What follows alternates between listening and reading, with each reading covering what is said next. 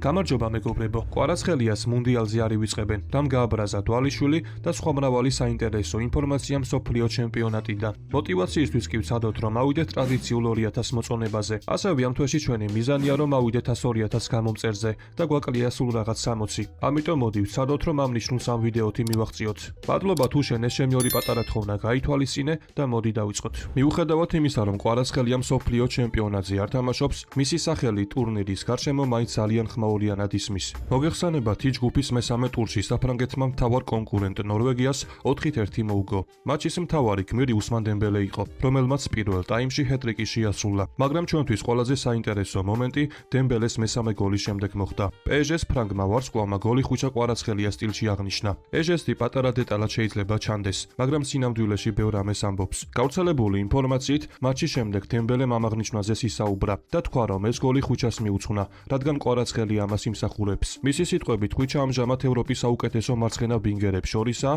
და ძალიან სურდა, რომ ის მსოფლიო ჩემპიონატზე საქართველოს ნაკრებთან ერთად ეხილა. ეს კი ძალიან კარგი ჟესტია, რადგან მსოფლიო ჩემპიონატის საწყებასთან ერთად თითქოს ყველას დაავიწყდა თუ როგორი სეზონი ჰქონდა ხვიჩას. დემბელემ კი ეს ყველა შეახსენა და ნამდვილი მეგობარივით მოიქცა. ასევე ამას ემატება ესპანური გამოცემა El Mundos ძალიან ძლიერი გამოხმაურებაც.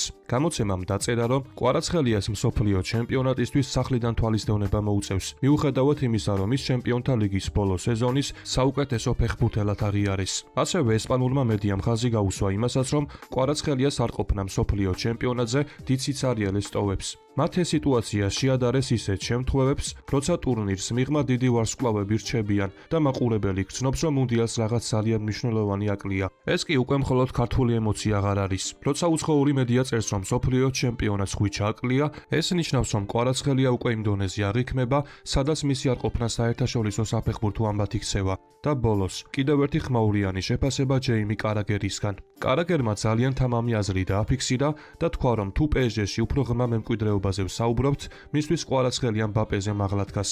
მისი არგუმენტი ასეთია: მბაპეს ჰქონდა გოლები, დიდი სტატისტიკა და პარიზში გატარებული წლები, მაგრამ როცა ყველაზე მნიშვნელოვანი მომენტი დადგა, PSG-ს ჩემპიონთა ლიგის მოგებამდე ვერ მივიდა. კვარამ კი მოკლე დროში შეძლო ის, რაც პარიზში ყველაზე მეტად ფასობს და ეხმარა გუნდს ევროპის მწვერვალზე ასვლაში. რა თქმა უნდა, ეს ძალიან თამამი შედარება და ბევრისთვის ეს საკამათოც იქნება. მბაპე PSG-ს ისტორიაში უდიდესი ფიგურა, მაგრამ კარაგერის აზრი სხვა რამეზეა. ლეგენდობა მხოლოდ გოლების რაოდენობით არ იზომება. ზოგჯერ ის იზომება იმით, თუ რა შესვალა კლუბის ისტორიაში. კვარას შემთხვევაში კი ეს უკვე აშკარად ჩანს. საბოლოოდ სურათი კი ასეთია. დემბელე მსოფლიო ჩემპიონატზე გოლს კვარას სტილში აღნიშნავს. El Mundo წერს, რომ მუნდიალს ხვიჩა აკლია. კარაგერი კი PSG-ში მის გავლენას მბაპესაც ადარებს. ამიტომ საინტერესოა თქვენი აზრის მოსმენაც. ეთანხმებით თუ არა პირადად თქვენ კარაგერის ამოსაზრებას. ილიას მარცხის შემდეგ მხოლოდ KG-ს გუნდიდან არ წამოსულა ხმაურიანი კომენტარები. ამ თემას გამოიხმაურა არმან სარუკიანის, რომელსაც თოფურიასთან დაძაბული ურთიერთობა უკვე დიდი ხანია რაც აქვს.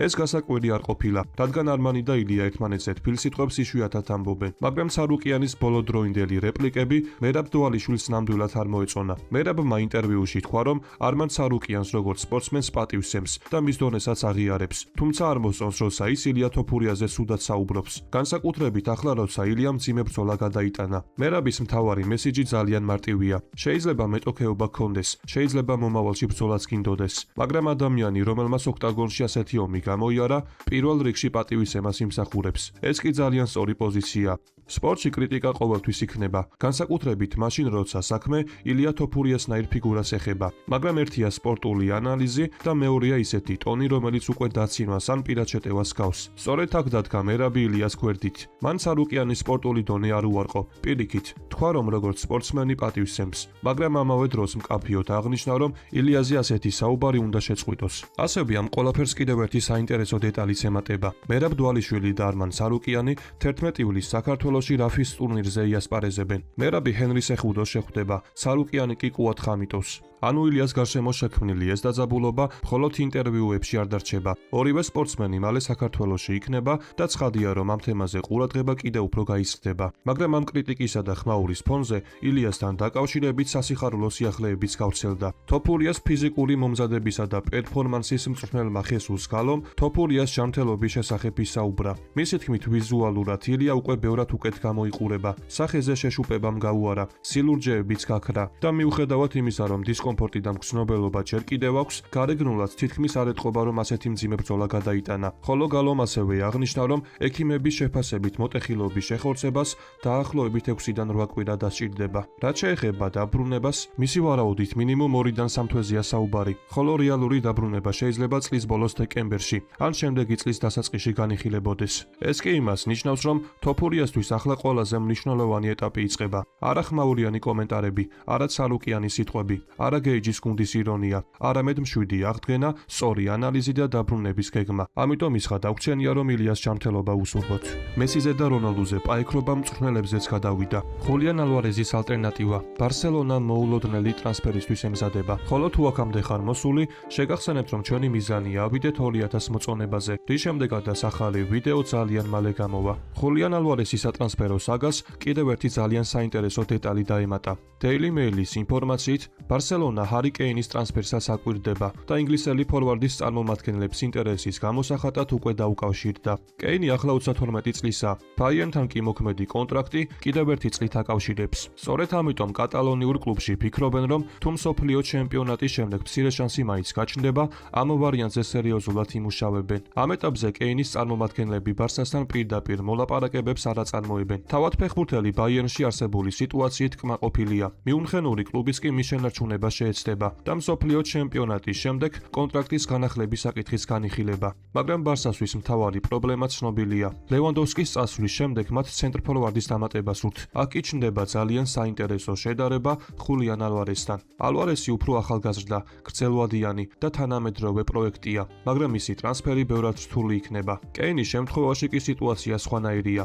ასაკი, კონტრაქტის ხანგრძლივობა და შესაძლო გამოსასყიდი თანხა ამ ოპერაციას შედარებით რეალისტურს ხდის. ტრანსფერმარკეტი ინგლისელ ფორვარდს 60 მილიონ ევროთ აფასებს და დაახლოებით ამავე თანხაზე საუბრობენ გამოსყიდვის შემთხვევაშიც. ამიტომ ბარსას მსოფლიო ჩემპიონატის შემდეგ დიდი გადაწყვეტილების მიღება მოუწევს. პორტუგალიამ მსოფლიო ჩემპიონატის ჯგუფური ეტაპი 5 გოლით მეორე ადგილზე დაასრულა, რაც ბევრისთვის მოულოდნელი იყო, რადგან რობერტო მარტინესის გუნდი ტურნირის წინ ერთ-ერთ მთავარ ფავორიტად ითვლებოდა. კრიტიკა პირველივე ტურიდან დაიწყო, როცა პორტუგალიამ კონგოს ვერ მოუგო. შემდეგ იყო უზბეკეთთან გამარჯვება, ბოლო ტურში კი კოლუმბიასთან ფრე, თუმცა მთავარი მიზანი მაინც შესრულდა. პორტუგალია პლეი-ოფში ითამაშებს. ყველაზე საინტერესო დეტალი კი ის არის, რომ 41 წლის კრიშტიანო რონალდუმ ჯგუფური ეტაპის სამივე მატჩში მონაწილეობა მიიღო. კოლუმბიასთან შეხვედრის წინ კი მარტინეს სწორედ ამაზე ჰკითხეს. მან კი განაცხადა, რომ რონალდუ სხვა ფეხბურთელებთან შედარება ბავშვური იქნებოდა, რადგან კრიშტიანო მიჩვეულია სწორ დროს სწორ ადგილას ყოფნას, პოზიციურად დისციპლინირებულია